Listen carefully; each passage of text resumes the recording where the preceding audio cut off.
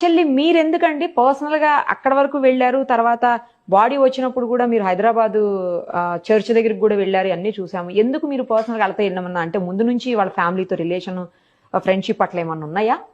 లేదండి. Family relation ఏం లేదు. వ్యక్తిగతంగా వారి పరిచయం కూడా ఏం లేదు. ఓకే. ఒక్కసారి రక్షణ ఛానెల్‌లో ఒకసారి స్టూడియోలో కలిసాం. అది కూడా వెరీ లాంగ్ బ్యాక్.